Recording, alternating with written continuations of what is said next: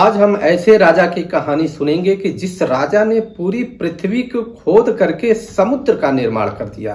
आप जान करके आश्चर्यचकित होंगे कि किस प्रकार से समुद्र का निर्माण हमारे हिंदू संस्कृत भारतीय संस्कृत के राजाओं ने किया है और किस प्रकार से वहां पर कहानी कौन सी है, कैसे विष पीकर भी हमारे यहाँ बच्चे जन्म ले लिए और विष के कारण उस बच्चे का नाम सगर पड़ता है। आइए हम प्रारंभ करते हैं कि राजा हरिश्चंद्र के बारे में सभी लोगों ने सुना होगा। हरिश्चंद्र के पुत्र रोहित हुए, रोहित के पुत्र हरित हुए, हरित के पुत्र चंपापुरी बसाई थी और उनके पुत्र चंप हुए थे जिन्होंने चंपापुरी बसाई थी।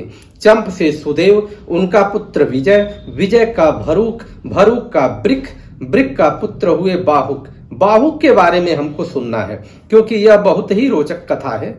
शत्रुओं ने बाहुक से राज्य छीन लिया तो अपने पत्नी के साथ वन को चले गए। और भी पत्नियां थीं और जब वन में रहने लगे और कुछ समय ऐसा हुआ कि वृद्धावस्था होने के कारण उन्होंने अपने शरीर को त्याग दिया, तो उनकी जो मुख्य पत्नी थी उसने भी अपने शरीर को त्यागना चाहा। परंतु उस समय प्रकट होते हैं और ऋषि बहुत तेजस्वी थे। उनको यह ज्ञात हुआ कि जो पत्नी वह सती होना चाहती है उसके पेट में गर्भ है, तो अर्थात उन्होंने सती होने से रोका और उसका पोषण कराया। तो तब जाकर के जब अन्य पत्नियों को पता चला, अर्थात उस पत्नी के अन्य जो बाहुक की अन्य पत्नियां थीं उनको भी पता चला कि उनकी सौत को तो गर्भ है, तो वह ईर्ष्यावश द्वेषवश उनको भोजन में जहर पिला दी। और जब भोजन में जहर दे दी, अर्थात जहर का अर्थ गर दे दी, और लेकिन गर देने के बाद भी और ऋषि के प्रताप के कारण वह बच्चा मरा नहीं और बच्चा पैदा हुआ गर के साथ, अर्थात विष के साथ, जिसको जहर कहते हैं, विष के साथ पैदा हुआ, गर के साथ पैदा हुआ, जिसका नाम सगर पड़ा।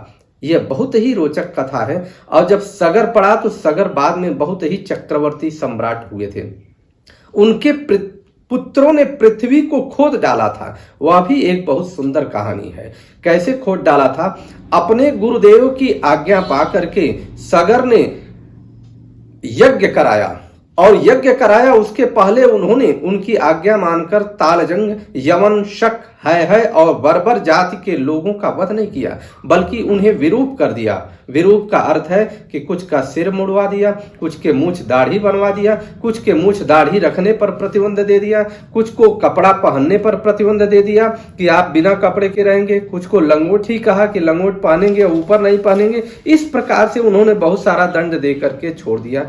अब वह अश्वमेघ यज्ञ किए और ऋषि के कहने पर अश्वमेघ यज्ञ का घोड़ा छोड़ दिया गया। और अश्वमेघ यज्ञ का विधान है कि घोड़ा पूरा विचरण करता है पूरे सकल पृथ्वी पर, ब्रह्मांड में एक तरह से समझिए कि विचरण करेगा। और विचरण के समय कोई भी राजा अगर उसको पकड़ता है तो युद्ध करना होता है, और युद्ध में अगर वह जीतता है तब तो वह यज्ञ पूर्ण नहीं माना जाता है और वह हार जाता है। अर्थात जो उसका घोड़ा है वो राजा अगर जीत गया तब तो समझिए यज्ञ पूर्ण होगा।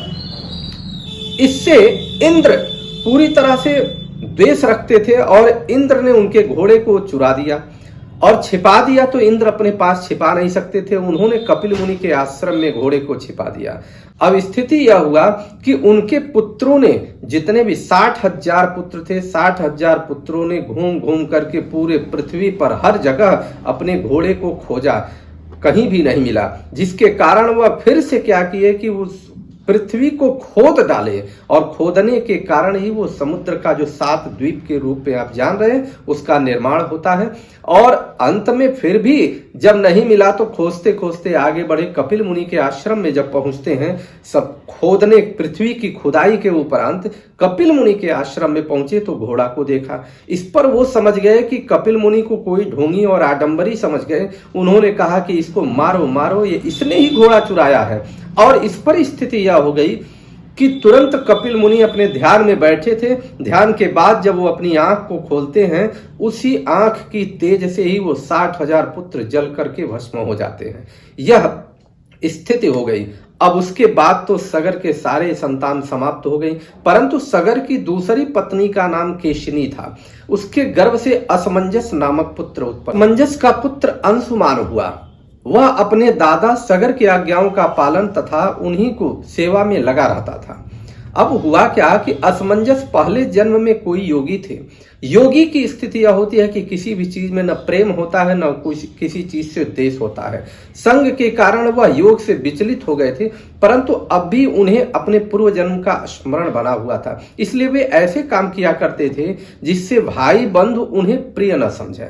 मतलब योग का विधान यही है कि कोई भी भाई बंधु उनको अपना न समझे, वह ऐसा काम करते थे। पागलों जैसे व्यवहार करते थे। जिन बच्चों के साथ वह खेलते थे उन सारे बच्चों को ले जाकर के कुएं में डाल दिया। इससे जब कुएं में डाल दिया तो पता चला कि इनके पिता उद्विग्न हो गए और पिता नाराज होकर के इनको देश निकाला कर दिया। अब स्थिति यह हुई कि ये योग के तपोबल से फिर से उन्होंने सारे बच्चों को कुएं से निकालकर जिंदा कर दिया और अयोध्यावासी, मतलब ये अयोध्या क्षेत्र की बात है कि अयोध्या वासियों को लौटा दिया और अपने वन में चले गए योग करने के लिए। ये स्थिति थी अंशुमान की। जब यह वन में चले जाते हैं योग करने से और देखते हैं कि सारे बच्चे तो जीवित हो गए, तो फिर राजा फिर ये इनको बुलाते हैं और बुला करके इनसे कहा जाता है कि आप घोड़े को खोजिए। जो घोड़ा अश्वमेध यज्ञ का घोड़ा था मिला नहीं, उनको खोजिए। उनके आदेश के बाद यह अश्वमेध यज्ञ का घोड़ा खोजने जाते हैं अंशुमान जी। और जब आगे बढ़ते जाते हैं धरती पर तो वह कपिल मुनि के आश्रम में पहुंचते हैं। और कपिल मुनि के आश्रम पर जब देखा कि इतने राख के ढेर है, वो समझ गए कि यहाँ पर हमारे चाचाओं ने, अर्थात जो सगर जी के पुत्र थे, अब यह तो नाती हुए, उन्होंने समझ लिया कि हमारे चाचाओं ने कोई दुर्व्यवहार किया है। और उसके बाद कपिल मुनि को स्तुति किया, प्रार्थना किया कि हे प्रभु, आप तो सर्वंतर्यामी हैं, आप पूरी कहानी को बताइए। इसके बाद कपिल मुनि ने सारा वृतांत बताया और यह भी कहा कि यह घोड़ा तुम ले जाओ। फिर इन्होंने पूछा कि हमारे इन चाचाओं का या इन पूर्वजों का सदगति कैसे होगा। तो उन्होंने कहा कि जब तप करके गंगा जी को पृथ्वी पर लाया जाएगा तो और गंगा जी के अवतरण से इनकी सदगति होगी। तो उसके बाद अंशुमान ने भी बाद में तप किया, परंतु गंगा जी को वह पृथ्वी पर नहीं ला सके।